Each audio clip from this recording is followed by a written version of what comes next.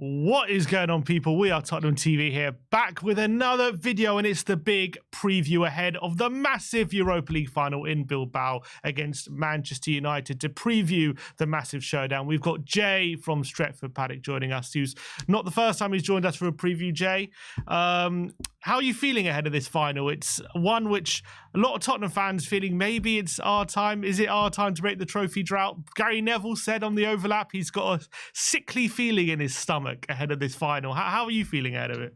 Well, it's funny you mentioned Gary Neville, because I think on the overlap he said, didn't he, that there's only Bruno that gets into Spurs' team. Mm-hmm. If you did a combined 11, and I'm not a big fan of combined 11s, but only Bruno would make the team. And it's funny because I remember last time I was on your channel, we did a combined 11, and I think there was it just Harry Kane, I think, or maybe like it was like literally about 2 Spurs players that got in it at the time. Because I think even Heung-min Son, I think Marcus Rashford was having a season where he scored 30 goals. So it was like, even Rashford was over. Yeah, it was over Son. And then obviously Kane was a given. But then it was like, I think he ended up giving you Ben Davies over Harry Maguire or something, just to even it up a bit. Because it was just like... a lot has changed, it seems, I think, since that combined 11. And then it made me think of that the other day, because I thought, crikey, how the times have changed, when now it's arguing it's the other way around. But listen, I didn't quite agree with Gary Neville, if being honest. I don't think there's only Bruno that gets into a combined 11 if anyone even cares about that. But I understand the reservations, I understand the worry, especially I don't watch Spurs every week. I know you're below us in the table, but I do watch Manchester United every week, and I know that Manchester United have been woeful this season. I know that the football I have been seeing is not good enough. I get the idea we have turned up in Europe, undefeated in Europe, and we've had some pretty amazing European nights considering. But we're facing a Premier League team who, despite the flaws, do score goals, which is something that Manchester United have struggled to do as well. So there's a lot of reason to worry about this game, because it's difficult to go into a game where your team is playing so badly on most weeks and feel confident, even if the opposition are struggling too. So I understand the pessimism, but I don't share it. I still think Manchester United can get over the line. I still think we do have that experience of being in finals. I still think we've got some top quality players as well. And I still think we've got enough to beat Spurs. I don't know, maybe it's more of a hunch than actual analysis. But yeah, I'm strangely optimistic, and I've not been optimistic about much this season, as you can expect. So going into this final, are you expecting a win? Do you see Man United as favourites going into this final? I think that we probably are favourites, only because maybe there's a little bit in the sense that United have been to a few finals over the last few years. I think that because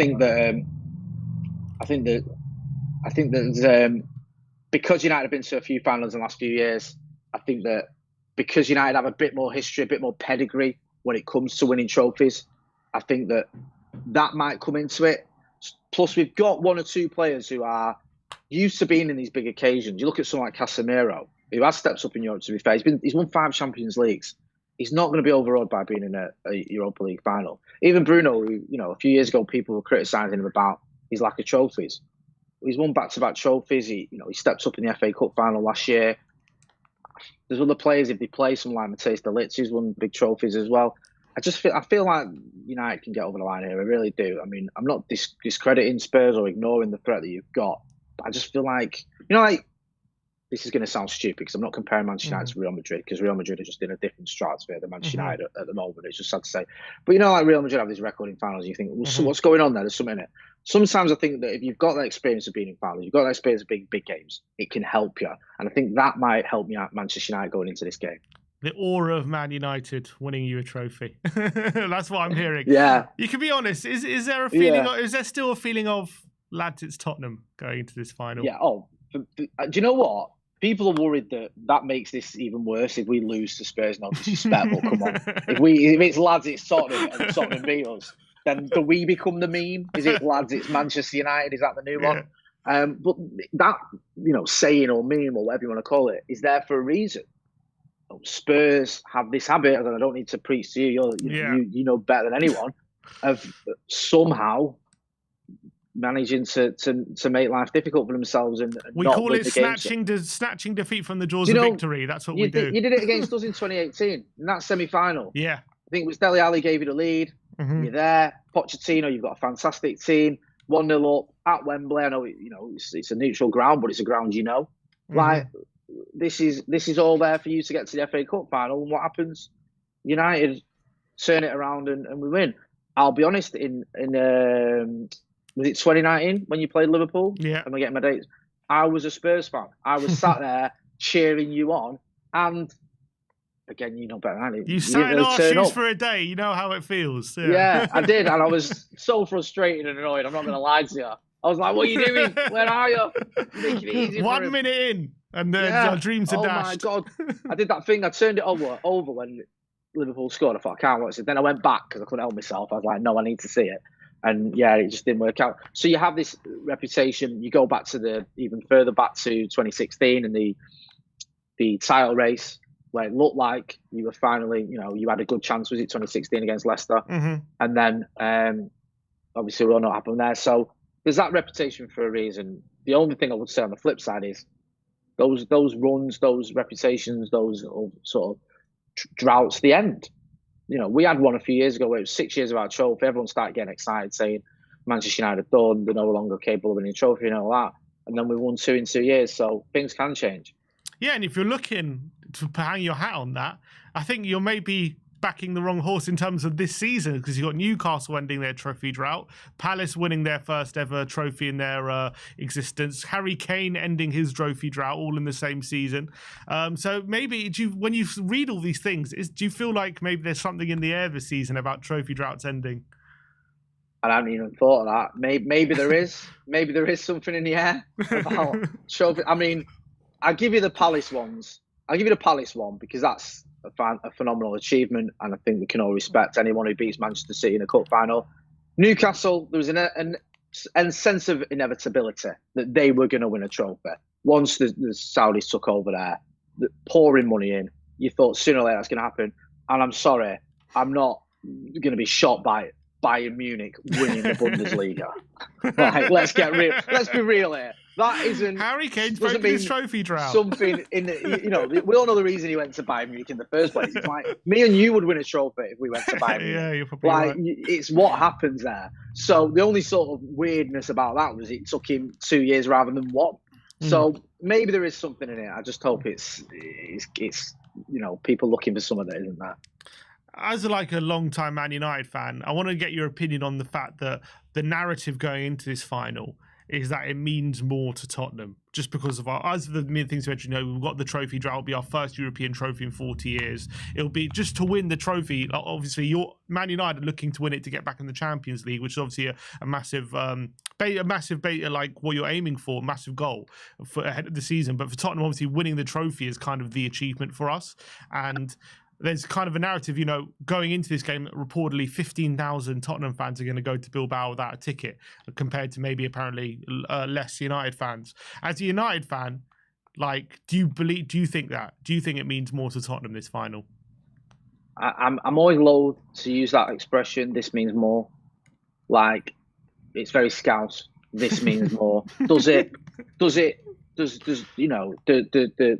my club's results mean more to me than a fan of Stockport County or Charlton or whoever? How do you quantify that? Does it mean more to you than it does to me between us two? You don't. You can't measure that, can you? We all care about. For example, if you're in a Carabao Cup final and I don't know, a small a team near the bottom it's going to mean more to them because they've never been in that position before, kind of thing. You say that, but then this is a criticism I had of Spurs going into that Champions League final. It might be harsh, and you can correct me, but I saw some fans being interviewed after the Ajax game, and it was like, we've got to a final now, we've done it. Like, even if we lose, we've been to a Champions League final. This is this is it. And I think that mentality sometimes goes against you. So, well, I tell you something just quickly before I want to add on to that. It was not just a feeling among the fans; it was a immediate feeling among the club as well. Because famously, Daniel Levy bought watches for the whole team, saying Champions League finalist on the watch. You can't exactly. You can't do that. And I think as a club, as fans, it's almost unquantifiable. I think it is. But as a club, I think Manchester United, because of the financial trouble we're in, because of the fact that we need to attract new players, we need a rebuild. We could argue that with everything that's been said by Jim Ratcliffe about us not having any money, maybe the Champions League money would be more vital to Manchester United than it would to Spurs. But I don't know, because I think Spurs are going to need new players. You've got, you finish or in danger of finishing 17th, or we might swap places, or it's either way, it's going to be a disastrous Premier League season for either of us or for both of us. You're going to want to buy players. You've got players like Son, who's perhaps coming towards the end of his career, is going to need replacing, one or two others as well. So I think that for different reasons, it means a lot to both clubs. It really does. Yeah, but I hear that, but as well, when you're talking about, I think after the final, Spurs have announced obviously there will be a trophy parade if they go on to win the final on the Friday. United have announced they will not do a trophy parade if they win it. I don't know did you do one in 2017 when you won it? No, I think the last parade we had, I think, was it 2013, I want to say. When you won the Premier League? Yeah, and that was only because they gave City a parade for the FA Cup the year before. We didn't even have one in 2008, and that's because Rangers fans wrecked the City Centre a week before the Champions League final. So, Great Manchester Police won't let us have one. I don't think United should be having a trophy parade when we finish 16th or even 17th, when we've just laid off 400 members of staff and we've won the Europa League. No disrespect to the competition, I want us to win it, but I've seen Manchester United win titles and Champions Leagues and not have parades, and we're going to have one when we finish 17th in the league or 16th in the league, and won a trophy that, no disrespect to it, isn't one of the top two trophies that you can win. So I'm not about Manchester United having a parade. If Spurs want to have one, you've had to wait a long time for a trophy. I get it. I understand it. It's just not something I think Manchester United. Maybe that's the evidence that it means more to us. Maybe. I mean, you can argue. I've heard this argument before in the ahead of the Carabao Cup against Newcastle. They're waiting for years, but we were waiting for 6 years, I think it was, going into that game, or maybe 5 years. No, 6 years, sorry. So that, by our standards, was a drought. And there's a lot of Newcastle fans that have never seen their team win a trophy. So you go, does that mean they're used to it, or does that mean they deserve it? So it's difficult to say. I think, both clubs are at a low ebb. Both teams are struggling. And I think for either of us, winning this competition and the carrot of getting into Champions League would be massive. That's the thing. If this was just about a trophy, I'd maybe argue it does mean more to Spurs because you haven't won a trophy for so long. I'd say to you, okay, look, even United have struggled. We've won a couple of trophies in the last 2 years and been to another final as well. Whereas it's the fact you've got Champions League football that makes it so important to both of us, because that Champions League, the money that generates, the fact you can maybe attract a few more players than you could do without it, I think that's what makes it massive for both of us. Talk to me about Amorim going ahead of this final. First of all, his rhetoric about this final. He's basically kind of downplaying the final, and obviously he's saying it's important, but he's saying it doesn't change anything about how embarrassing the season's been, and he's embarrassed to be in the position that he is, and regardless of whether we win the final, it doesn't change anything in terms of the problems that you have. And he also even suggested in one interview, maybe you'll be better off if you're not in the Champions League, so you're kind of more time on the training ground. Like, what as a United fan listening to Amorim ahead of the final, do you like what he's been saying, or do you take any issue with it? I get where he's coming from. I think you have to be honest. You can't call a successful season as a Manchester United manager a season where you finish 16th or 17th in the league, depending on how the results end up, and you've lost, 17 games, whatever, in the Premier League, just something ridiculous. You've ended up 39 points. I think if you sit there on 39 points at the end of the season saying it's been a good season, people would want you committed. They'd think you'd lost the plot. Like, genuinely. Like, it's beyond abysmal. Never in my wildest dreams did I think I'd see a Manchester United side finish on 39 points. And there's a good chance we do finish on that, because I think Villa are at home on the last day of the season. I've never been more certain we'll lose a game than I am going into that one. So, yeah, I think he has to be honest. He has to say what it is. And it isn't a good season. It isn't a successful season. Yes, winning the Europa League would give it a great end and would give us a big opportunity next season, being in the Champions League. But I don't think you can sugarcoat how disastrous this campaign has been. And even if we were to win the Europa League, that doesn't change that. This isn't the same as Jose Mourinho finishing 6th, winning the League Cup, and then winning the Europa League to get into the Champions League. This is a million miles away from that. This isn't the same as when Ole took us to the final and we finished 2nd. We are right near the bottom of the table. It has been a horrible, horrible season for Manchester United. and we are not used to it. I think the last time we finished in the bottom half of the table was 1990 or something. So it's not acceptable. I think the manager's right to say that. I think he's very honest. I get it. And I think he's damned if he does, he's damned if he doesn't. If he comes out and says, oh, yeah, this will make it a great season, he'd be hammered. And if he comes out and he's honest, there's still some people that aren't happy with that as well. Do you feel like with the results you've been getting since he's taken over, the fact that he's going to be, look, the narrative is at the moment, regardless of next season, well, regardless of what happens in the final next season, he's going to be in a job. You're not sacking him, whether you win or lose. Do you think that's fair? Do you think he's kind of getting a pass for how the season's gone? I think you have to give him next season. Like, he inherited a mess, and I know he's not exactly turned it around when it comes to results, but you can sympathise with the mess he inherited, some of the injuries he's had as well. I know a lot of clubs have injuries, but we've lost so many players, and especially centre-backs, over the last sort of 5 or 6 months. It's beyond a joke.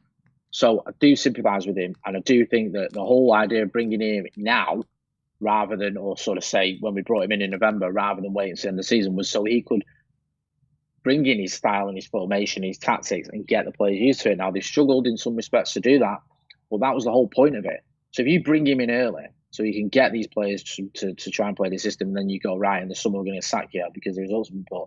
It makes zero sense now. Don't get me wrong, Manchester United do a lot of things that don't make much sense. But even by our standards, that would be pretty ludicrous. So I think you have to give him a summer, pre-season, some signings. He's had 2 signings, one of whom was an 18-year-old for £1 million, although he did well when he came in. Another one, Patrick Dorgu, who's still quite young as well. Give him some signings in the summer. Let him bring in a striker. Let him bring in hopefully 1 or 2 other players. Have a full pre-season, and then we'll see what happens next season. My concern is that because of the whole horrible season we've had in the Premier League, if he starts off badly next season, the Ineos, who have already been trigger happy with, we look at what they did with Dan Ashworth, might just think we made a mistake here, we brought the wrong guy in, and might not give him a full season. Yeah, and also you've got to be concerned with the fact that you've got kind of financial issues, as you said, like you've been laying off staff left, right and centre. There's apparently a lot of talk about lack of money and how crucial that Champions League money is going to be to basically spend money in the summer, I think, for Man United. And given the results he's been getting with the current squad, if he doesn't get that Champions League money to make signings and get the signings he needs, there must be a real fear that, like, he's not going to be able to get a team together for next season without winning this competition to basically get you back on the right path because of how badly it's gone with the current set of players. Yeah, I think it postponed or set back the sort of the resetting or the rehabilitation of Manchester United by a season or 2 if we didn't get that Champions League money. We know we need a striker. I think the Mateus Cunha deal is all but done. That's irrespective of whether we make the Champions League or not. From what the leading journalists are saying, United have the money already to make that transfer happen. But we do need others. Mateus Cunha alone won't be enough. We need a striker, probably we do with another midfielder and a centre-back as well, maybe even a wing-back on top of that. So if you're going to do that, if you're going to bring in several players, then yeah, the Champions League money would go a long way to do that. And if you don't, you can't have that money, then it's going to be another transitional season, probably next season, where you are trying to make it work without the players that you need, which, as we both know, is almost impossible.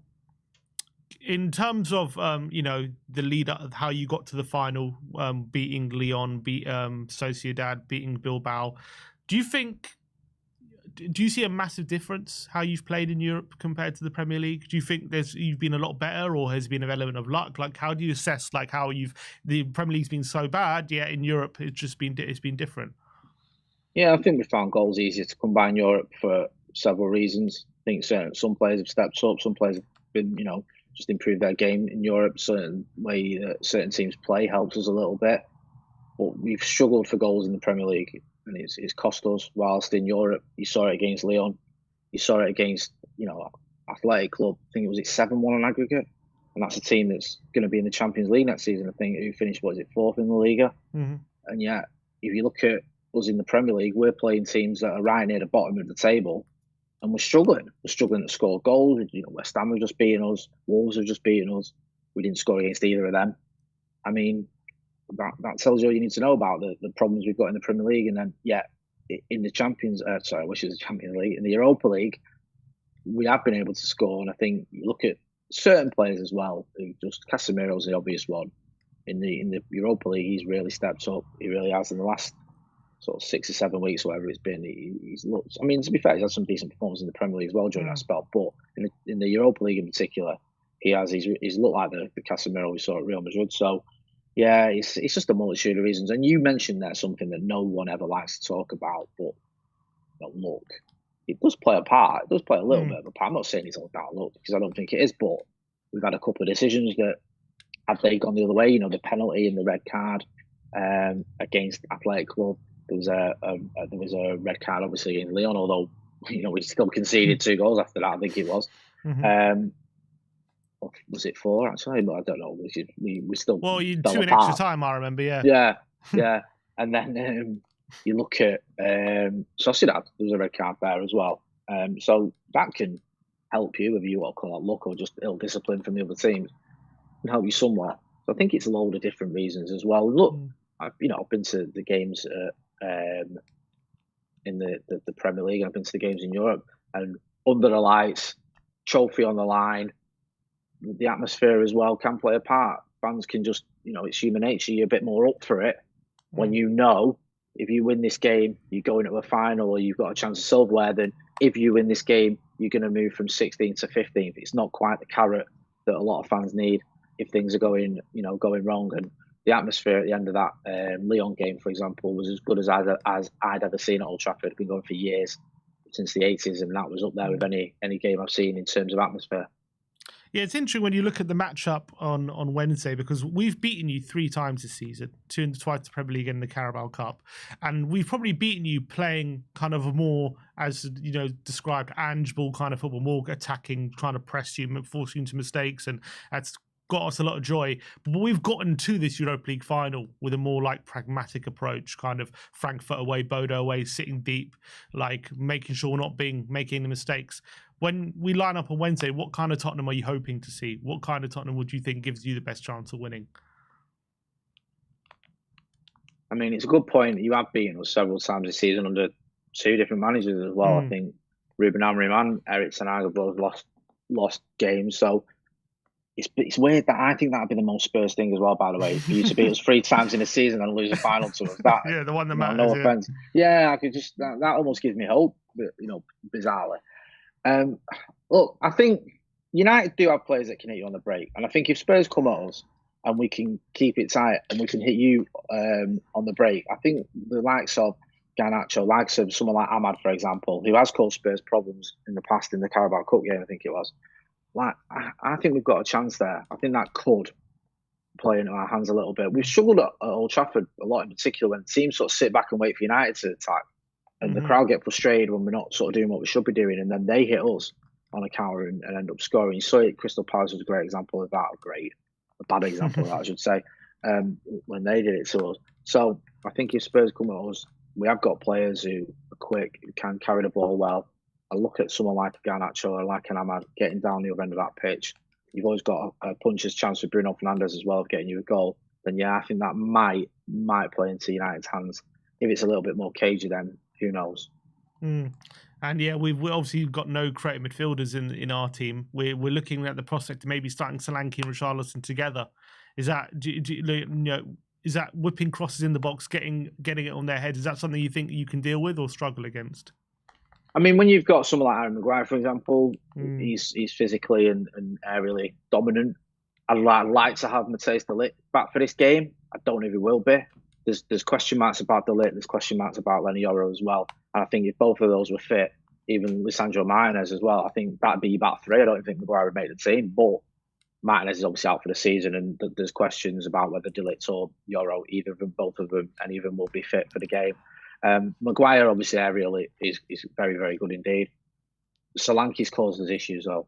He's a player that's caused us problems in the past, even going back to the Bournemouth days. So he worries me. I think with Richarlison, if you can work him out, you're a better man than I am, because I don't know what to expect when you see Richarlison. I've seen him look like, I remember when he scored a couple of goals for Brazil and everyone was talking about him being Brazil's saviour, and then you look at him other times, he looks like he's barely Premier League level. So I just don't know. I don't know what to make of that guy. He's a live wire, innit? He's obviously a talented lad. Never switches off. Yeah. he can create, he can rattle the opposition, he can do some good things. He can also go missing. So I'm probably more worried about Solanke than I am with Richarlison, to be honest.